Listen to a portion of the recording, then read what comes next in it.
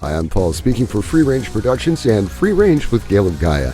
On today's program, part 2 of our special 3-part series featuring Harald Kautz. Harald Kautz's scientific career has involved geology, physics, math, media management, and mass psychology. He's become one of the few surviving polymaths in our rationalized world. In 2012, he entered public awareness with a staggering scientific analysis of chemtrail-related fallout, identifying 3 generations of transhumanistic technologies meant to assimilate our nervous systems. From there, he got involved in medicine, trying to fix the damage done.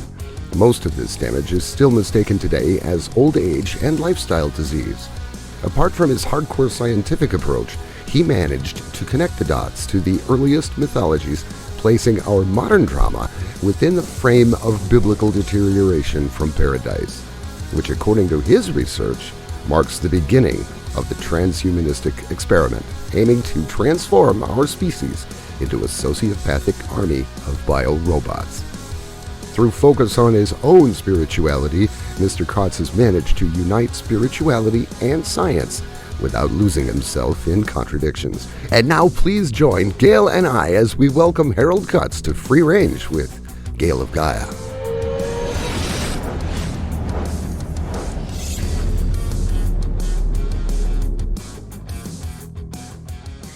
Good morning, good afternoon, good evening, whatever time it is, wherever you are. This is Gail of Gaia and Free Range, where we talk and graze on wild ideas and lots of other things as well. Anyway, I'm so happy to have with me today Harald Kautz.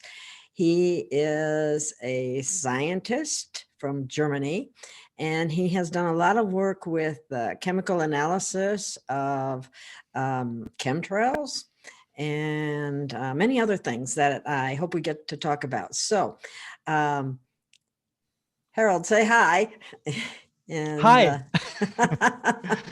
Hi, good morning, good afternoon, good evening, good night, whatever it is. Yeah, because, well, you're out of Germany, so it's later there and it's early here. So, well, right now, it's my understanding that we're going through a photonic belt and have been for a while. How do you see that as affecting humanity and the planet, for that matter, and animals? What is more important while we are going through that belt? It's like in the core plane of the galaxy. While we are going through that, the axis of the sun stands in a certain angular relationship to the main axis of the black hole in the center. And when you have scalar fields, they only exchange energy when they are parallel or in 30-degree or 60-degree or 90-degree angular relationship. If it's something in between, they can't exchange energy in that form. So the time we go through that belt is the time where we realign with the central axis of the Milky Way, which gives the entire energetic field of the sun and the planets a possibility to recharge scalar potential, to pull scalar potential from the central black hole and recharge its own scalar potential, which is a massive push to the spiritual awakening, because we just get energy for free from all corners. We are linked to the planetary system. If we are open to receive from Gaia, we recharge easily as well. This is why we have some sort of mass awakening at the moment. That's what I was getting at. Thank you.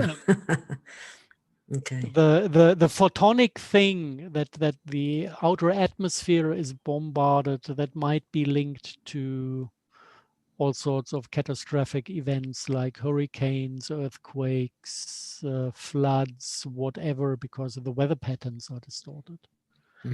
But what is really important is the spiritual awakening that is happening if we allow this potential to flood our system. But for that, we need to be open. We need to align our axes as well. If not, we don't recharge. And aligning the axis internally is a self-driven spiritual process. How do people do The that? moment we are, Is there a way to explain that, or is that?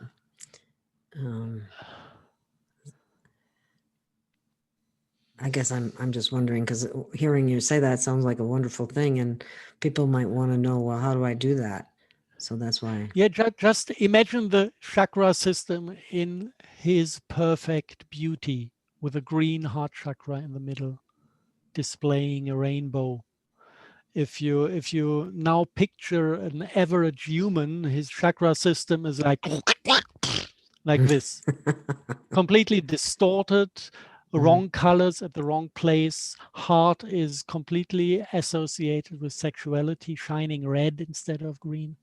You know, how disgusting is that? Okay. Mistaking love for sex. This has a manifestation on the light body level. And most of the heart chakras are red. This is not being aligned. This is just being distorted. Then you have all sorts of blockages. You can't even, the heart can't even feel the lower emotions because you're so traumatized that you don't dare to feel anymore. How would you expect the divine energy source tunneling through your system if even your own energy can't tunnel from one chakra to the next? So this is not being aligned with the source. This is just to be a completely internally blocked piece of disorder. So we need to recreate the divine order in us, which means becoming aware of our traumas and healing them.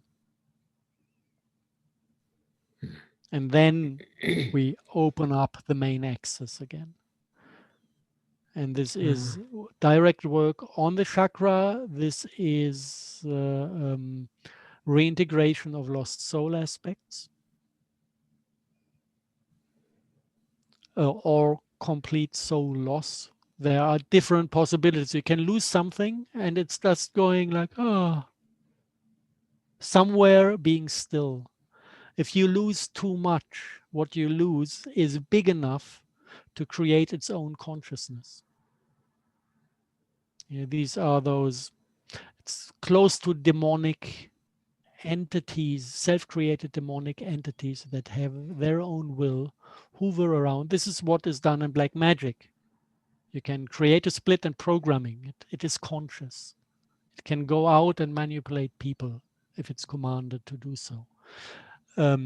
If you have a normal life and a normal trauma, still you can create splits that go around and manipulate people and do all sorts of things. I remember I had a soul loss of that type from really ugly and mean and sad incarnation where I was in the shoes of the bloodline black magician and had my little sister sacrificed by my own hands. That was one of my lifetimes. And in the moment of that sacrifice, because I loved her, I split off this aspect of mine that was loving and protecting towards her. And that was a big part of my being. This is what I say, systematic self-traumatization in bloodlines. Blood sacrifice of their own family to drive out everything amazing loving that and good left in them. And I re-met that little sister in this lifetime. And my split was still around, causing havoc, protecting her. Because this was the last thought of my goodness. Protect my little sister before the day consciousness took the knife. And so I had all sorts of people around me accusing that reincarnated sister of black magic because something, whoever had a bad thought into her direction, got attacked out of the dark realm.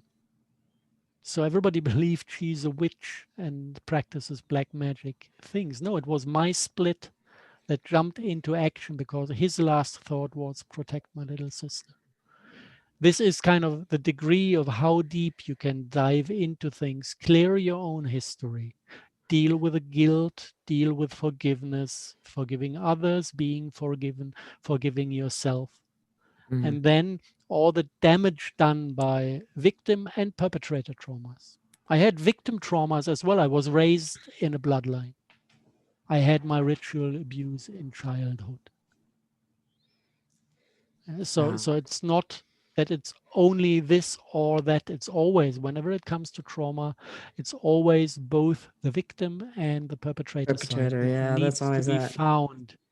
It's always balanced in each of us. The question is, from what end can you dissolve it? This is individually different.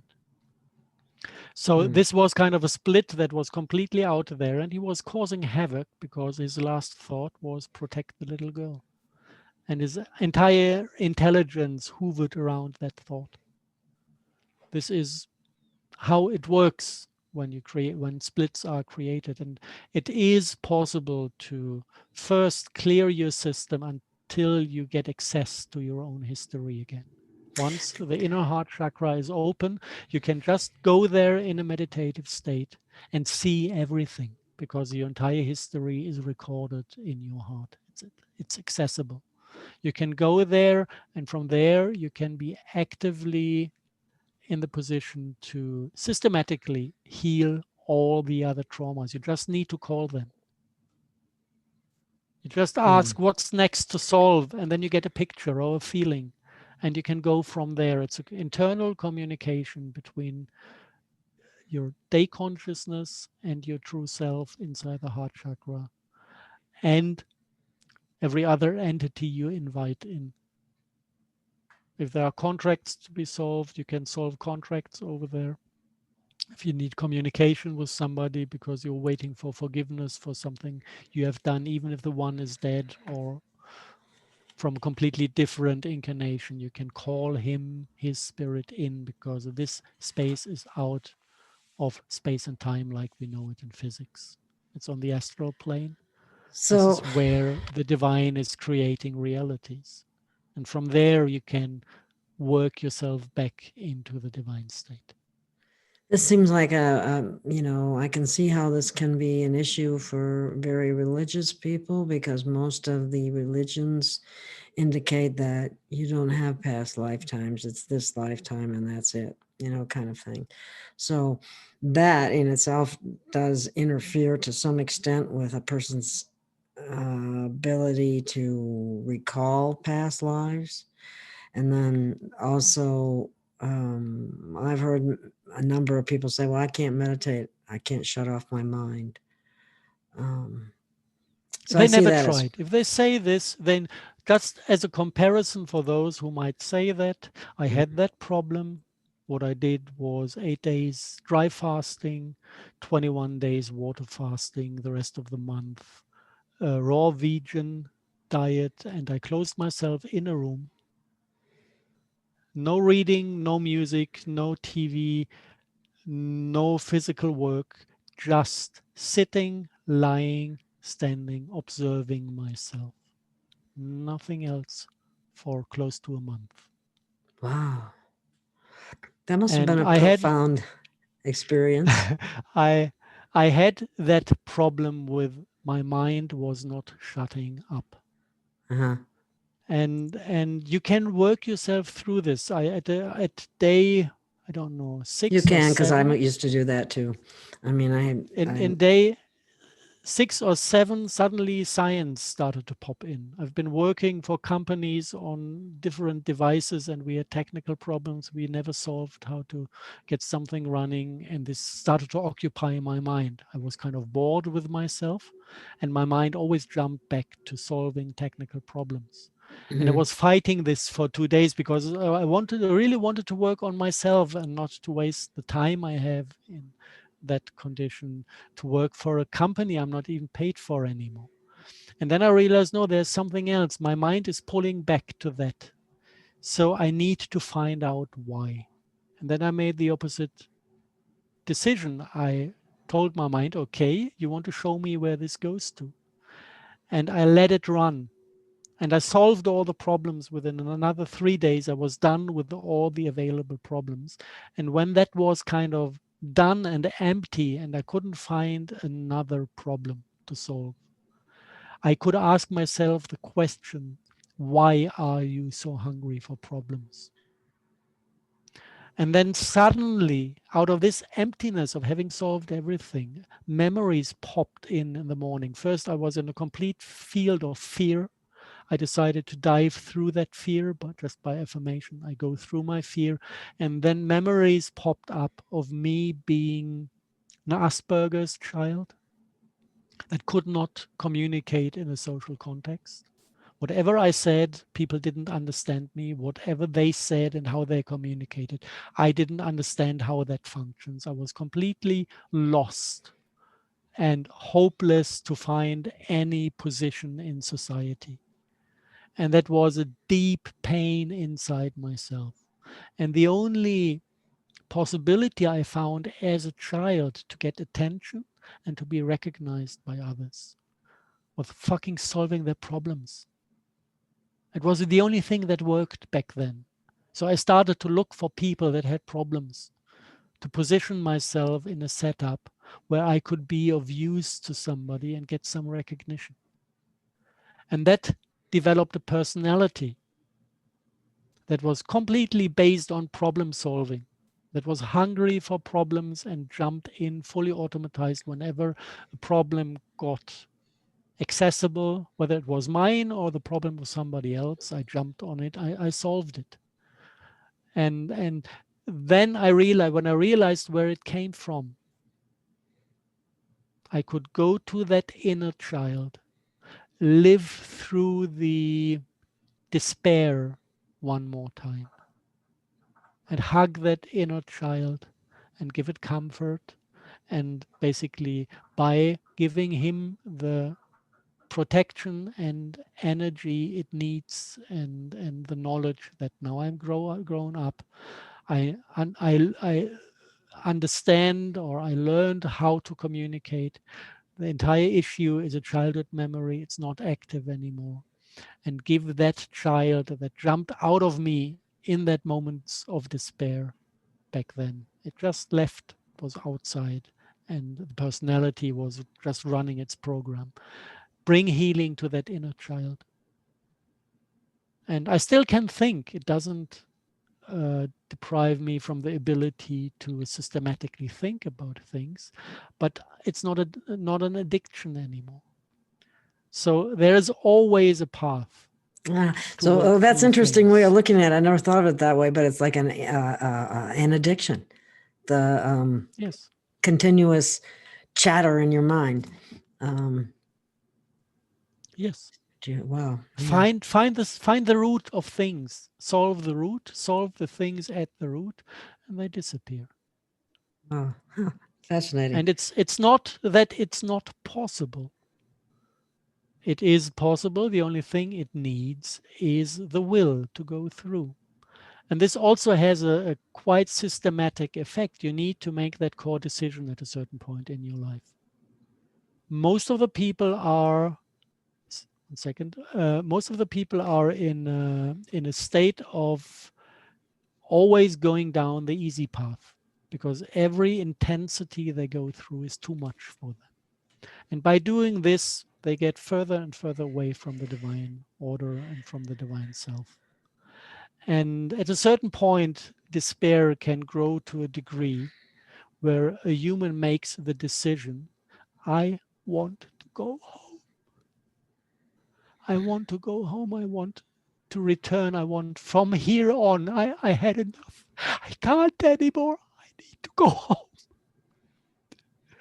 And this internal despair can trigger a decision that turns everything around inside. Once you've been there, going into this, I just gave you a little taste of what that felt like.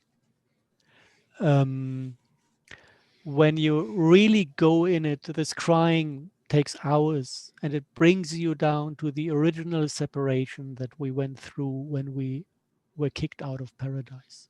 It's the core pain, being separated from the divine, that plays out at that moment.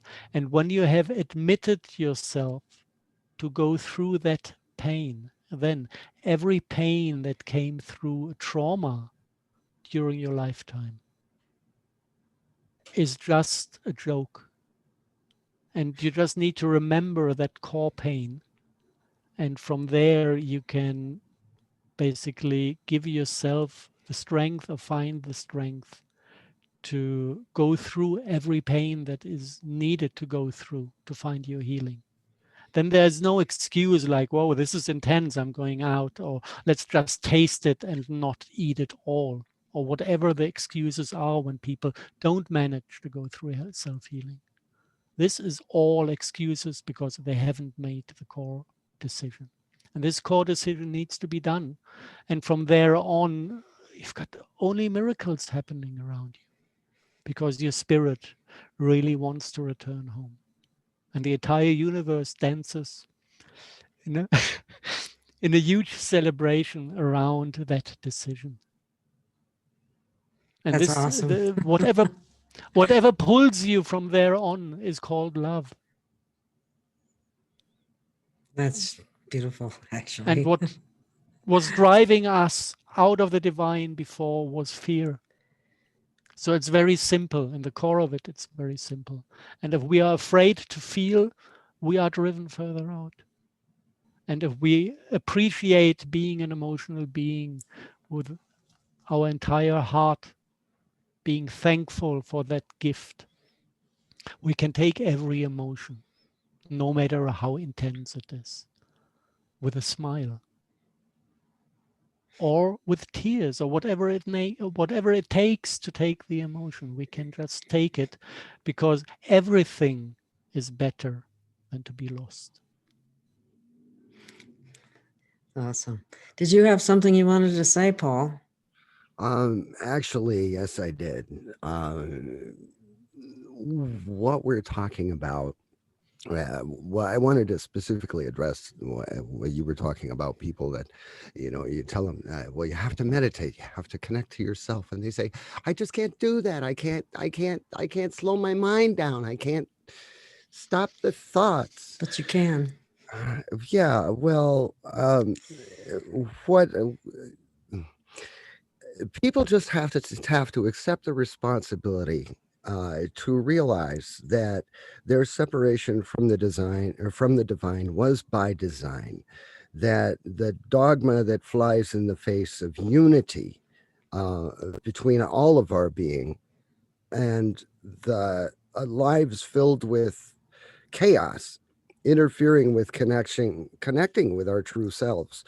I mean, people just need to take the initiative, lose a lifetime of programming and social engineering, and just take control of the most important part of their life, their inner self.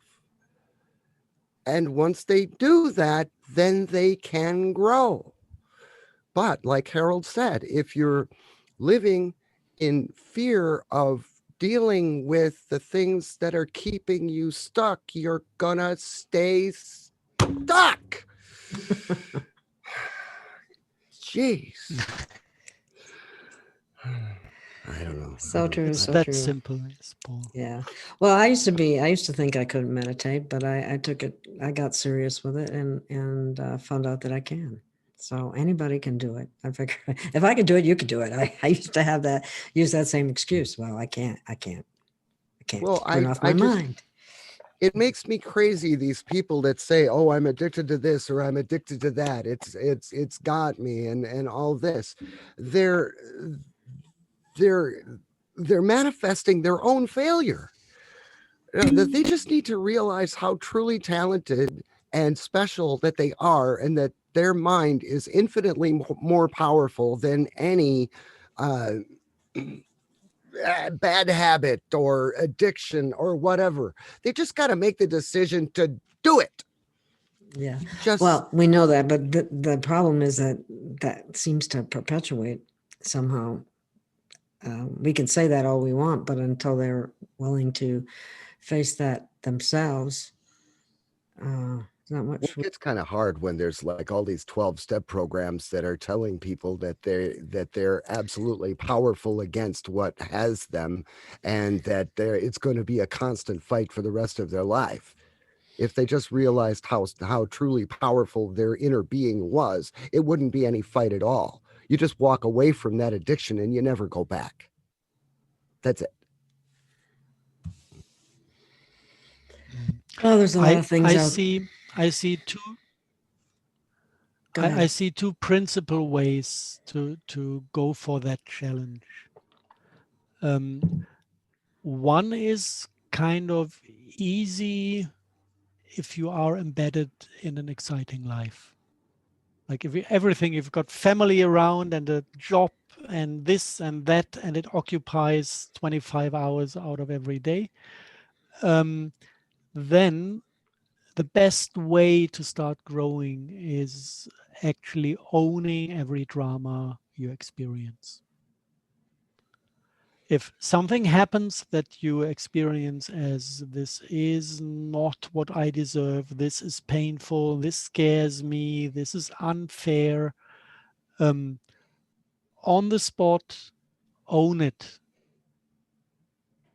Go to the affirmation and to the understanding. I am experiencing what I experience now because I am who I am. And then find the truth in this. If I'm bullied 24/7, I need to realize that I'm bullied because I've got no fucking backbone in my body. I don't stand for my rights. I don't declare to anyone. I want not to be bullied. Shut up, you gob. Leave me alone. Bully somebody else. If I don't do this and I get bullied, I need to own that. So this entire perception of victim perpetrator, where the victim feels lost and hopeless, is bullshit. Every drama that happens, own it. Own it, come to that sentence, I am experiencing what I experience because I am who I am.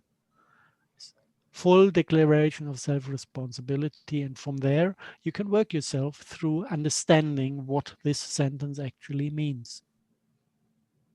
And you can make the If conscious things decision not keep to accept. reappearing in your life, find the original trauma. Yeah. And once you get to a So this point is where you one way. accept, The other way, I'm sorry. Go ahead. okay. The other way is if you have lots of spare time, if you're unemployed and don't have friends, you can start right away with the inner path. And then it's good to have some protocols to follow, to develop abilities of self-healing, and to systematically approach the topics that need to be approached. And the best protocols I've seen till now can be found on the page zingdad, zing.dad.com, zingdad.com. And he's got, for example, under applications, you might find the Divine Light Ignite. It's a 30-day meditation cycle. Takes 15 minutes in the morning every day. And step by step, he's teaching techniques. And when you have mastered those 30 days, you've mastered everything. And on that way, actually, what happens if you're serious about the internal steps, life will pop in and show you the drama that needs to be understood. Might be that if you do it and you're in a relationship, suddenly you become aware of codependencies in your relationship in which unhealthy patterns have been hiding. And then you need to go through the codependencies and the healing of your relationship with your partner to solve that issue. So life kicks back also on the systematic way. But one of the two is possible for everyone. Either you take it from where you are because you don't have the time and the effort to systematically become a spiritual person, then you take your daily life as a source of growth, which is fully okay. The entire universe is designed that way, to follow that challenge. just most of the people avoid learning and avoid pain and avoid understanding things, and instead just project onto others, say, no, it's his fault that I'm suffering, he needs to change, we need different politicians at the head, then everything is going to be better. So this is the other responsible concept. We're getting nowhere with this. Once you start with a self-responsible life, just as a normal life, you can take it from there. And if you have spare time to systematically work on things, you can find any teacher. The best one I've seen is Arne Arlingham from Zingdat, and speed up by systematically addressing your internal issues. And this is a beautiful thing everyone can do. And there's no excuse, because 15 minutes, some people need 15 minutes nothing. when. Yeah, so what? Don't tell me you don't have them. And I've seen more people who said, I don't have time for this, than I've seen people who go through that. And this is how dishonest our society is in average. 15 minutes. Anybody has 15 minutes. I don't care what they say. And once you get to the point where you actually own your situation and you realize that you did something that put you in that situation, that empowers you to figure out what you can do differently to get yourself out of that situation. If you're being bullied every single day, don't walk around looking at the ground or watching your feet shuffle. Hold your head up. And as somebody looks at you the wrong way, you look right back at them just as wrongly. And don't give them the idea they can victimize you. And yeah, I love what you're saying. I love it. It needs a quite, sometimes it needs a quite deep look into oneself to really solve it. I remember at a certain point, I had those issues with not standing my man. And I realized I do have codependent issues in partnerships. I'm more you experience me like the nice guy who's sharing his wisdom. I was a people pleaser. And people pleaser attract narcissistic structures because they are the complementary mirror to it. And at a certain point, I decided, okay, this is what pops up now. So I need to learn everything about the problem. So I started to read the literature about these codependencies. And the first batch of literature was definitely other responsible crap, like looking at narcissistic behavior as evil, judging it, and the codependent was just a victim that needed to get rid of his torturer. This is the other responsible view at things. Then I found literature showing me, wow, this is a codependency, and the people pleaser is as responsible for the structure as the one who is feeding from it is. So the only way to get out is get rid of your codependency. And there, the victim role is always easier to solve than the perpetrator role, because the victim controls everything. The perpetrator is just delivering on triggers. He's in the reactive mode. The victim is in the active mode. The responsible is the victim, not the perpetrator. Responsible in the sense of being able to respond to the situation. And that goes back to right back to what you said, is if you're being victimized, stop being the victim. You can't be taken advantage of if you stop being the victim.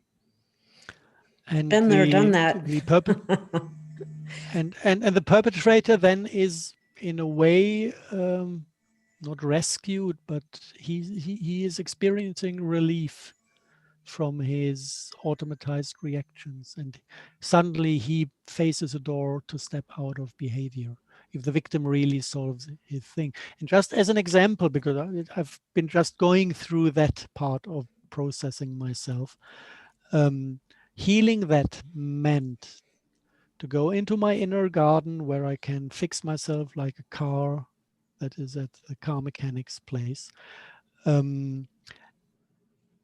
becoming aware of the fact that everything, that actually being a people pleaser is a fake self.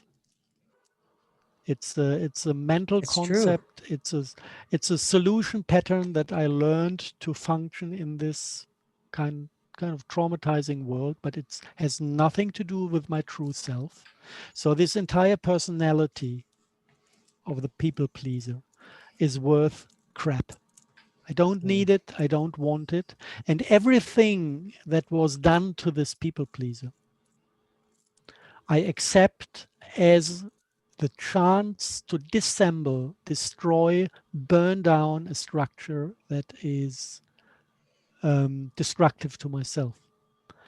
And I can't experience more pain than the pain necessary to actually bring me back to the memory and the point of first traumatization.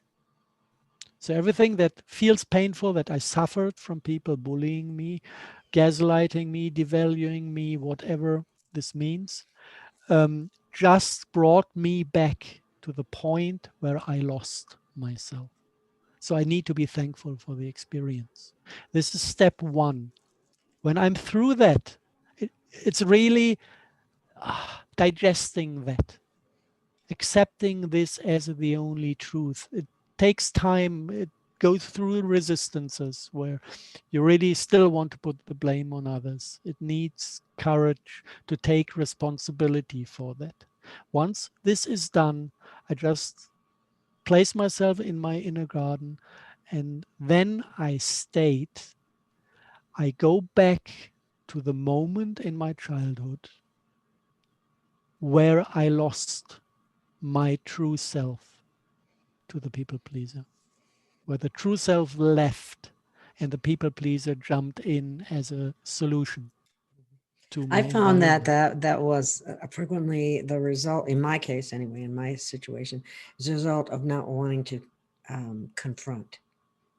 confrontation. Easier to go along, to get along, but you're not being your authentic self when you do that, you know.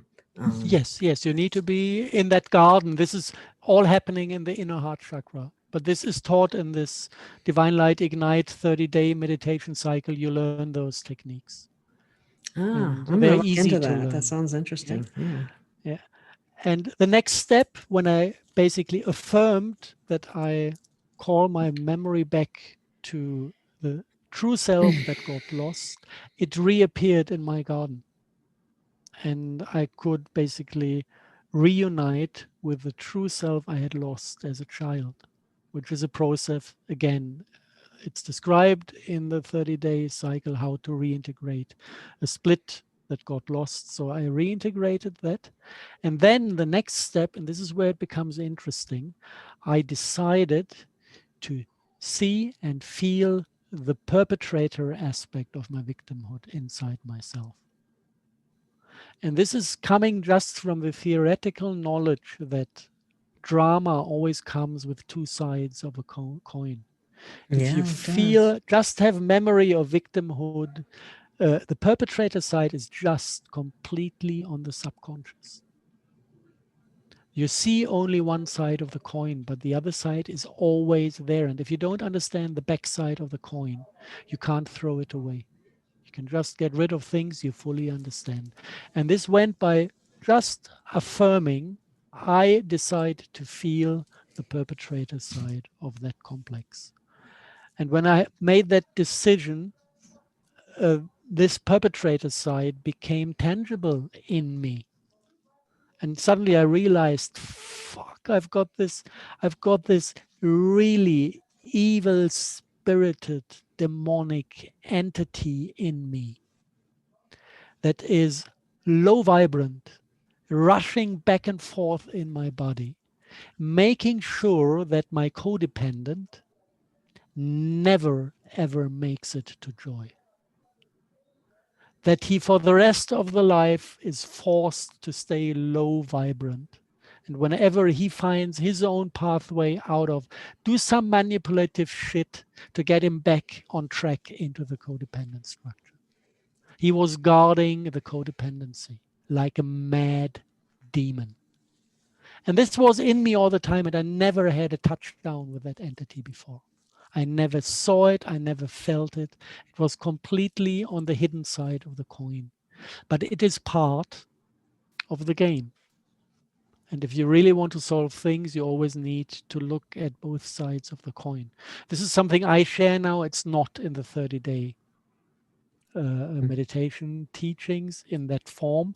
It's something I found at that point for that it might be fruitful for my own purposes. And I think you can find something like this in every dramatic issue.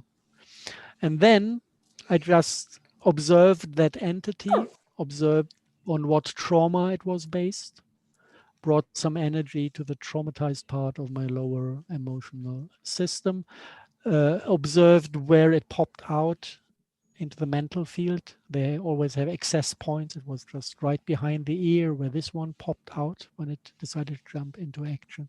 And then I commanded this thing out, grabbed it, pulled it, activated violet flame, and burned it into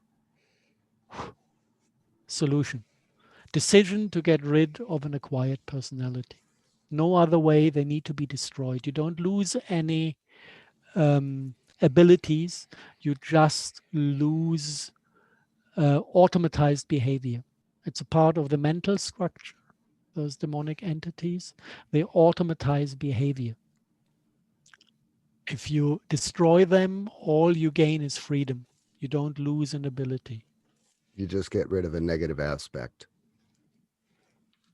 Yes, yes. And then next, what always happens when you get rid of some automatized crap, life is always testing you 20 seconds later. Something appears, and then you realize, wow, suddenly I've got a choice. I could go into people pleasing again. I still have the full ability to avoid conflict by serving. But I might as well say, no, I don't feel like. Shovel off. Suddenly, this second option is given because there's no personality that runs on automatized reaction patterns. And this is how it feels like to work oneself through those patterns. And the more you do of that stuff, the more experience is gained in how the internal setup works, how it functions, how it reacts on decisions. And every day I'm completely surprised how perfectly this heart-based affirmations make a change. It's not even they make a change. The heart-based affirmation is the change instantly. There's not even a nanosecond in between a decision and the change the decision causes in you. Instant response. I feel my anger. There's no blockage. Just needs the decision to feel it. And then the ability to trust yourself enough to let go to really feel it. And the decision that nothing is too intense, that the intenser it gets, the more to the core it gets, and the quicker the healing is approached. And then there's only a tiny little limit what the physical body can take in detoxing. So if you start making process work on yourself, my advice is every third day, one process. If not, you might die of kidney failure or liver collapse or whatever, Herxheimer reactions, because the body needs to follow. Every malfunctioning spiritual aspect is accompanied by a malfunctional biochemical aspect. And if you reset your system, you need time to detox. And so basically our avatar is run by our spirit, and that would be, that makes sense. Yes. Wow. Fascinating. Well, I'm beginning to think that I could go on because I got some other questions that I wanted to ask, but I don't know if we should maybe carry on in another time because it's been about 2.5 hours already. What do you think about that? Maybe you should find a place to cut the thing in the middle. speak a new introduction and split it into two, because I know when I go on YouTube and I look at how many minutes am I supposed to look at, if it's more than 90 minutes, I never go into it because I don't have the time. So maybe you split the Yeah, we can do that. scientific part from the spiritual and make two uploads from it, just to get it off the 2 hours something. Okay. Yeah, that sounds like it. Or So you then make I'm going to ask part you another one, question. part two. So Then I'm going to have to ask you some more questions. I hope you don't mind. do whatever you want. I'm here. Okay, I was thinking about that anyway. And Paul's works in post production, and I'm sure you can do that, can't you, Paul? I would be happy to do that. Thank you. Thank you. Thank you. So moving on, moving right along. The other things that I wanted to ask you about, and I thank you for that one website, because I'll be looking that up and I'll put it in the description. The other thing I was interested in about was where you mentioned about connecting the dots about mythologies, that area, and then the other one about the Ark of the Covenants. Those areas both went, wow, what's that all about? Zingdad. Okay, thank you. Oh, Zingdad. I'm glad you wrote that out because I had it down wrong.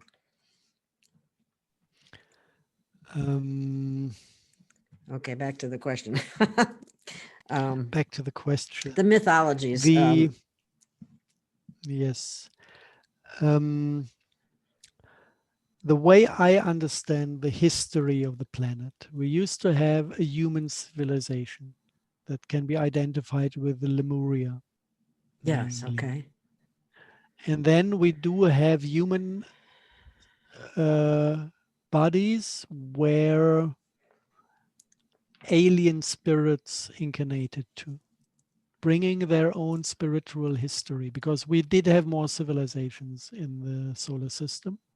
Mars self-destroyed, other planets were destroyed in our solar system, leaving the outer asteroid belt behind. So we had lots of spirits that didn't have a biosphere left to incarnate into, that were highly traumatized and already entangled to archonic influence.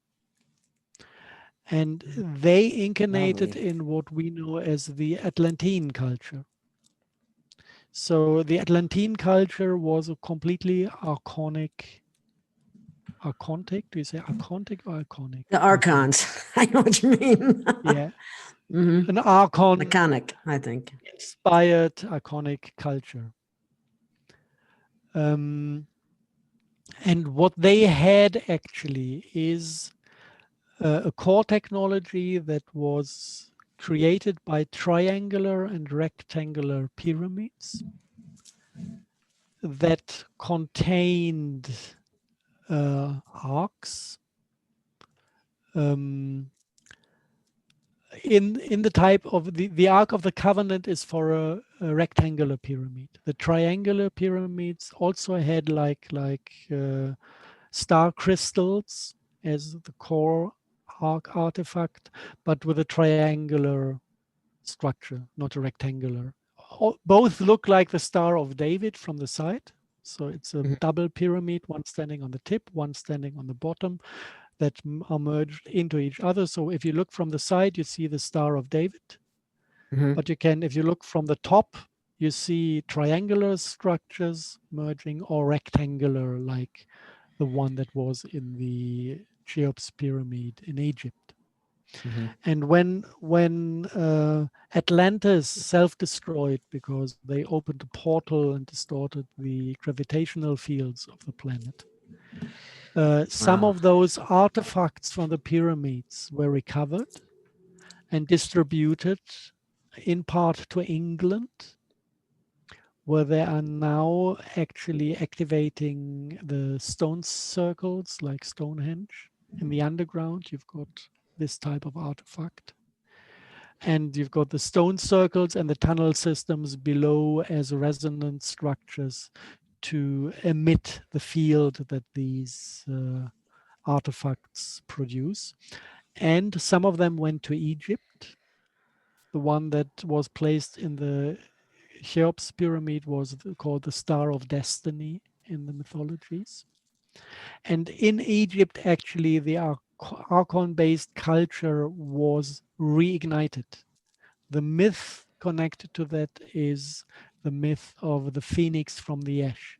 So these cultures, because they are satanic, they self-destroy, and from the ash of the culture, the artifacts are recovered, and then the artifacts are placed in the core of a new cultural cycle, reviving those Atlantean traditions, doing to consciousness whatever they do to consciousness. And the core idea of rectangular and triangular pyramids in the Atlantean culture is, if you take, for example, a triangular pyramid with a star crystal in the king's chamber and a capstone made out of black goo, which is processing satanic consciousness, you create a resonance body like a quantum computer absorbing emotional fields, triangular fields, connecting it to the satanic consciousness, pulling it away from the earth consciousness, directing it to the satanic consciousness, while the Star of David in the king's chamber actually creates an interface to lingual processing. You can see that from the Hebrew alphabet. When this was revived, the Hebrew alphabet, every single letter of the Hebrew alphabet is a fraction of the Star of David. So when you see those letters with your eyes, your brain produces a copy of one of the symmetries in this crystal. And in the other direction, your pineal gland is the symbol that is in all the symbols of the pyramid in the capstone. It's a crosscut of the pineal gland, this eye structure known from the Egyptian culture.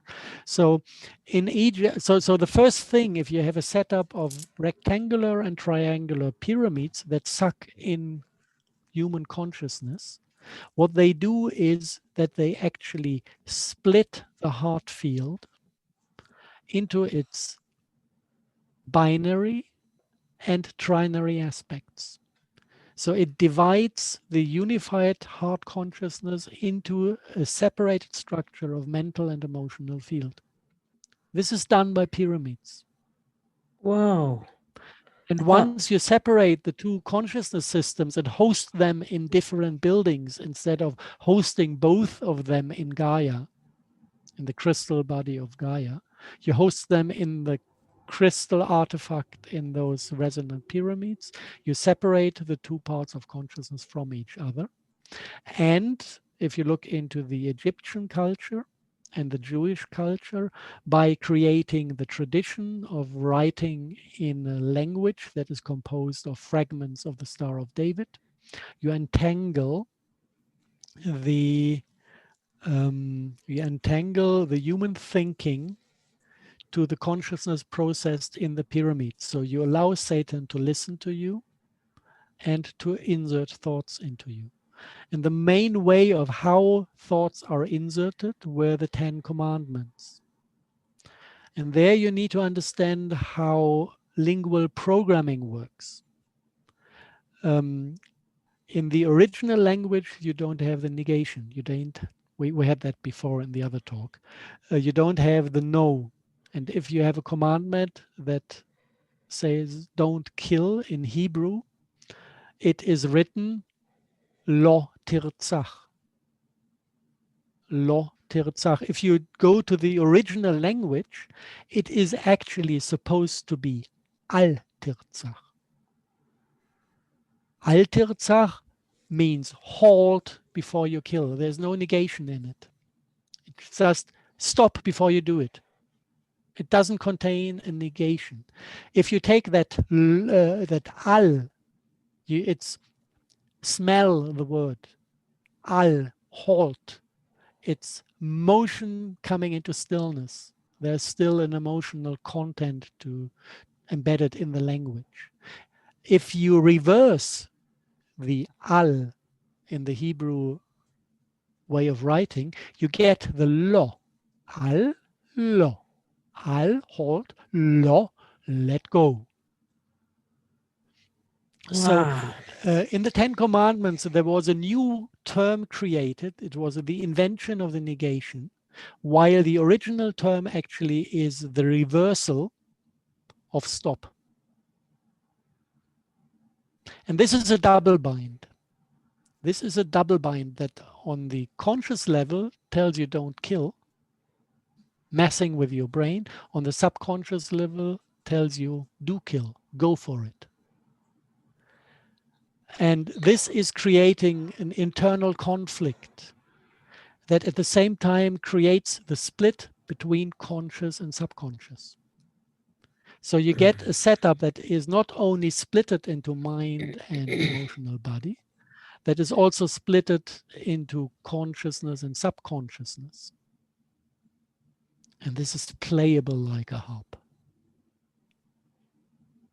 Wow. That's So this is amazing. the basis of social engineering in our culture. It's coming with the religions that pretend to be divine, but are created by Satan in person. It's not against the people who follow those emotions. It's just an understanding of the original setup that was there when those relations were founded. And when you go to the question, who is Satan? Satan is the one living in black goo that is demanding blood and fire sacrifice. It's not difficult to admit that blood and fire sacrifice is evil, that it's bloodshed to scoff the energy of dying creatures. Let's take that for the core idea of evil, energy hungry, not connected to source. If a God who demands blood and fire sacrifice would be connected to source, he would not be in the need of sacrificing animals to scoff energy. He would pity and love those animals and set them free. So this is where we can understand the core evil of those religions. Everything that is based on blood and fire sacrifice, whether it's the Mayan culture or the Hebrew culture or the Muslim culture, they all do it. This is satanic. Full stop, period. No way around that.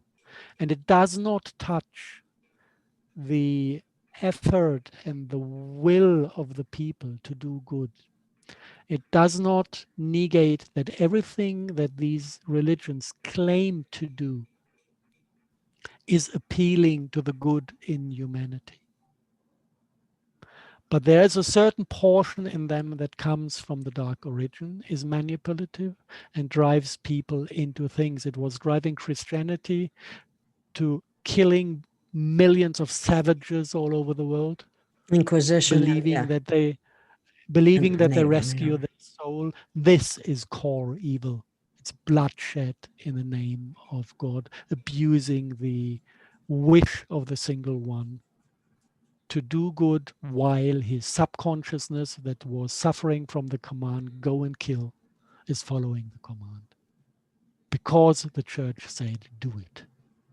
You know, it just needs then this trigger to unlash the subconscious programming to turn it into bloodshed. Burn all the witches, kill all the savages. And in the same way, like parts of the Muslim community believe they can go to a holy war, killing all the non-believers. Because it's good to create a planet that is completely Muslim, because this is God. It's the same type of misbelief. You can find it in every religion. And it just needs some honesty to question the purity of the concept and to understand the manipulation in it. And just remember, there's one beautiful example of how this works. It was the Late Late Show with the Mentalist, broadcast in the United States. And he showed all sorts of tricks, like reading out the secret code of a credit card from the eyes of a customer. And then he wanted to prove that he can actually program the entire audience. And he asked them to pick up a piece of paper and a pencil and draw any symbol they like to draw. And then he picked up 4 papers himself, and he said, I'm going to show you how diverse your ideas might be. And he painted a symbol on the Superman t-shirt. He painted a cross. He painted a mountain with an ice tip. And he painted a Playboy bunny. And then he said, don't paint those 4 symbols.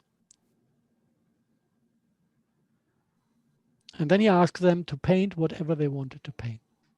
And there were exactly 200 stars painted by the audience and nothing else. Either pentagrams or stars of David. One of the two. And then he revealed half of the truth.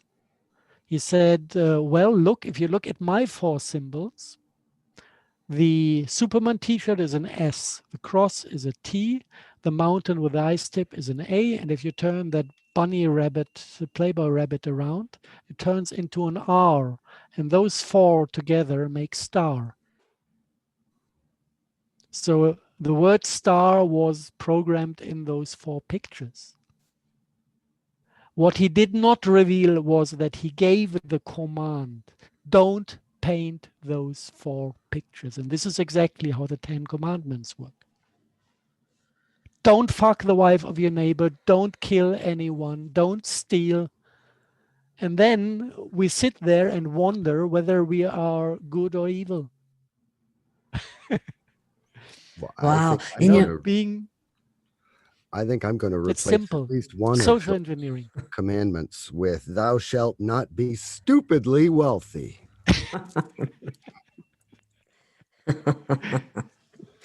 Oh, wow. And it's funny, No, when you were we saying don't. that, a star came to my mind to draw. I don't know if I just picked that up from somebody or what, but that's... Yes, I was I said, don't paint those 4. And of course, immediately. And you experience this as your free will. And it's not. But it is the first step to biorobot creation. Done 6,500 years ago. Lingual programming. And all advertisement, all politics, once you step behind that and you listen to politicians and you see how they program people, with what advanced language they work, how this is all full of bullshit and lies and manipulation.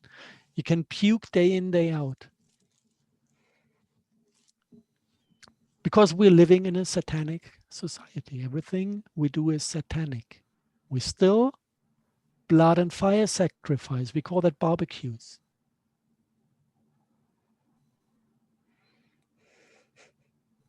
It's all satanic. And if we don't get there, feel what it is, because we are so traumatized that we don't feel the internal quality of our own culture. We just smell the beautiful smell of burned meat. Do you know that's actually in the Old Testament in some place? Follow traditions, follow addictions, follow mental constructs. And I needed half a year of strict vegetarian diet to detach myself from that collective madness. And next time I went into Berlin, went into one of my favorite quarters that is full of Arabs and Africans with their street life of selling kebab on the road.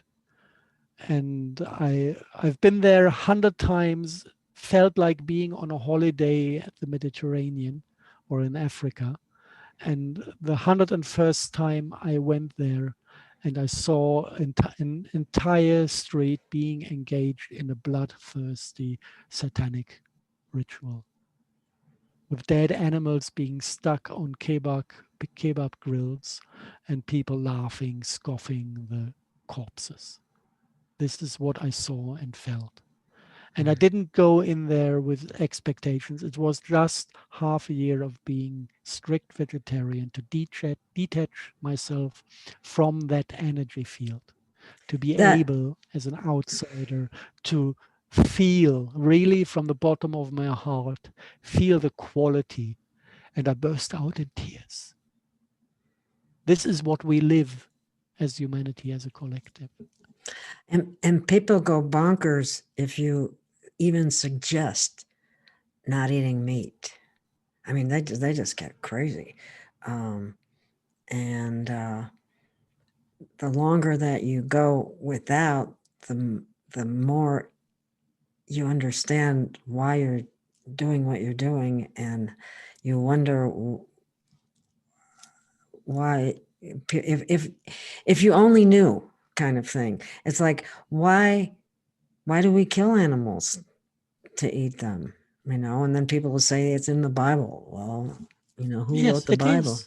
It is. Yeah, And it's incredible. The Muslims, they still slaughter with the head of the animal into the direction of Mecca, because there's this black goo piece, the cornerstone in the Kaaba, absorbing the energy of the dying animals to feed Satan. So they know what they're doing. If you go to a chicken factory in Bavaria to have a look at the assembly line slaughtering of 2 million chickens a day, guess into what direction the assembly line is directed. In a Christian country, in a solidly commercial factory, it still hits Mecca. wow. And don't ask me how this comes into play. Don't ask me what demon made that decision in what human to direct that assembly line exactly into that direction. We are infected with this, or we have been infected with this, depending on where you stand. Wow. Okay. That reminds me. Would you say there's karma attached to consuming meat?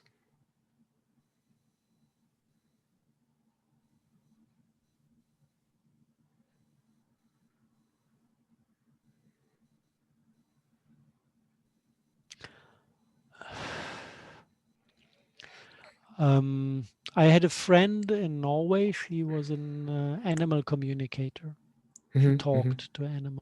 She had one beautiful communication with the polar bears of some random island in the northern part of Norway. And the polar bears said in that communication that, I try to remember it word by word, imbalances, the expression of imbalances needs to be allowed. And there is no purer communication between the animal kingdom and the humans than us animals being visible to the humans, to let them see our suffering. This is the purest form of communication they can get to. And they take this upon them because imbalances need to be allowed to have an overall development path for the creation. Animals don't judge. They don't say this knife is painful, it's injustice, don't slaughter me. If they're slaughtered, they surrender to being slaughtered as an experience. They do seem to have. They don't judge emotions like we do. They do seem to have an emotional body in operation. I've seen pictures of animals going to slaughter with tears coming out of their eyes, which I found very difficult to see.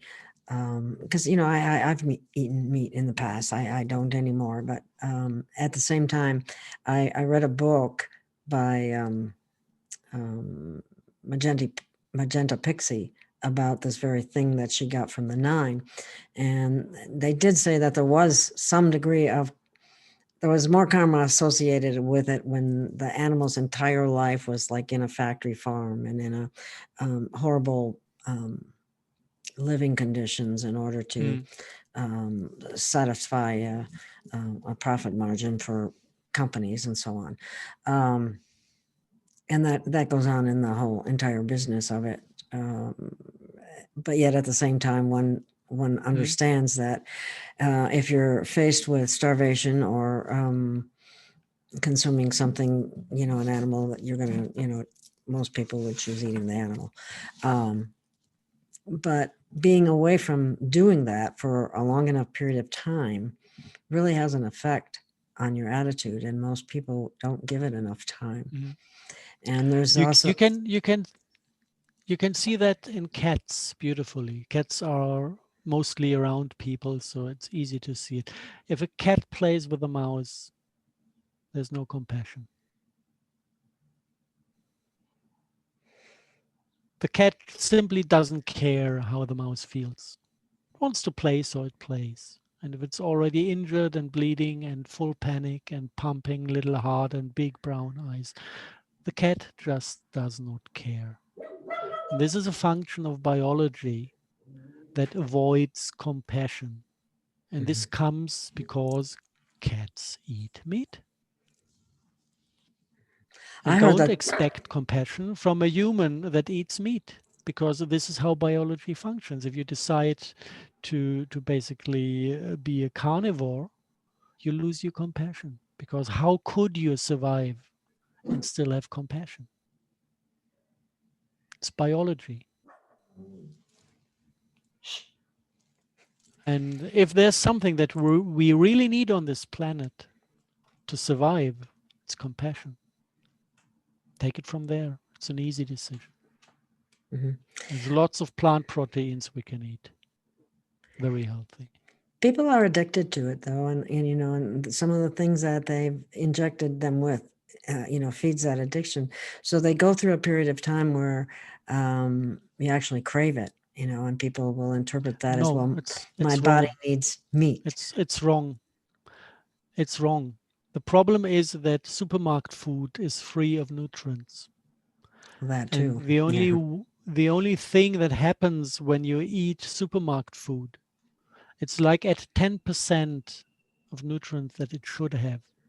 So you must eat 10 bananas to get the content of 1. The other 9 actually just make you fat. So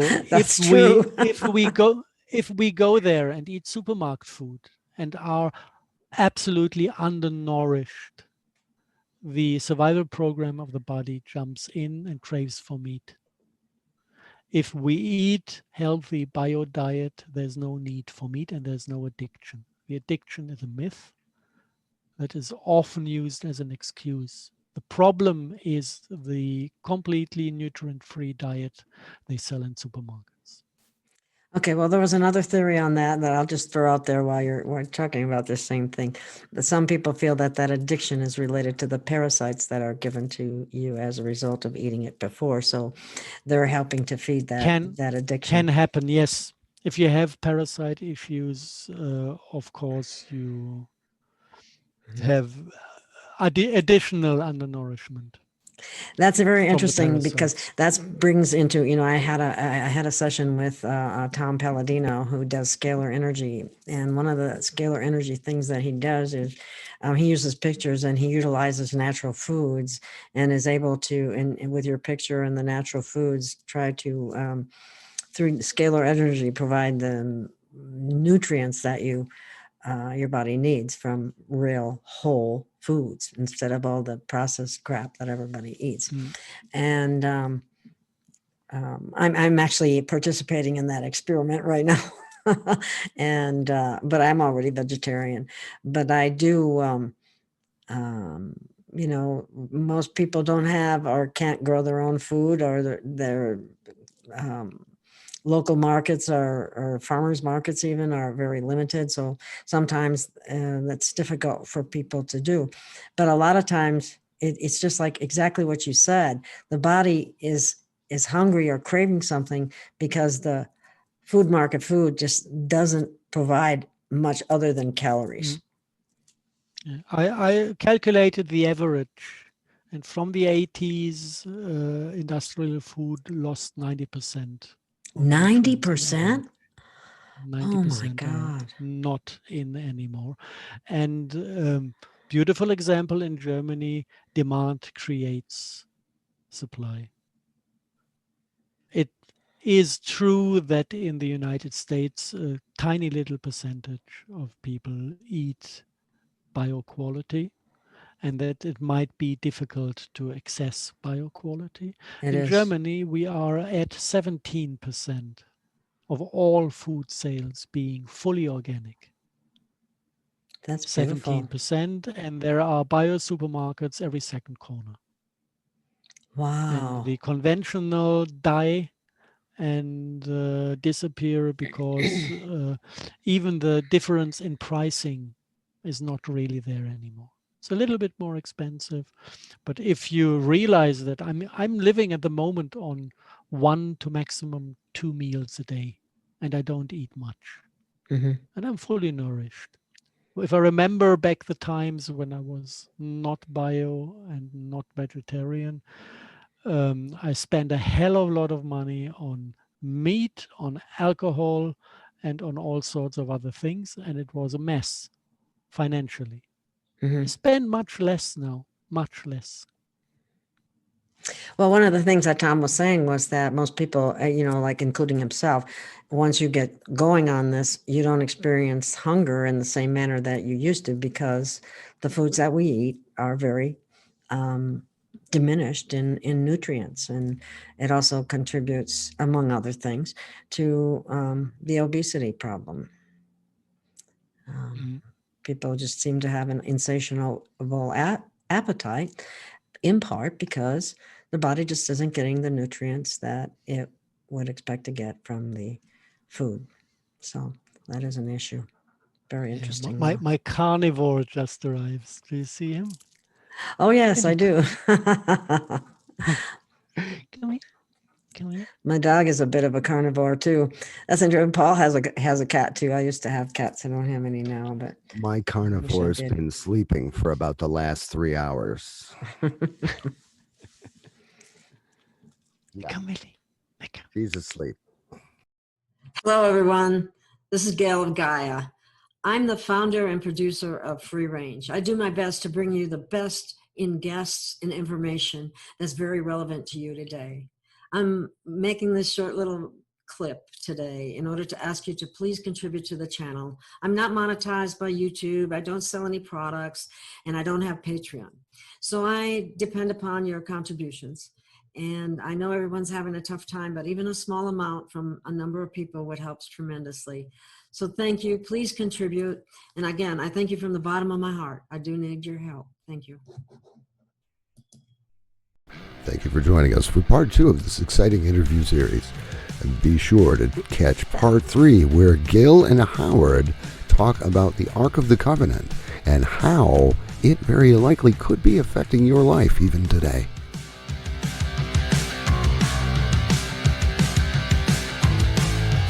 This Free Range Productions program is presented for information purposes only. The opinions expressed may not necessarily reflect the opinions of the hosts, Free Range Productions, its principal supporters, or staff. Viewers are directed to use their own research and discernment with respect to any information presented here.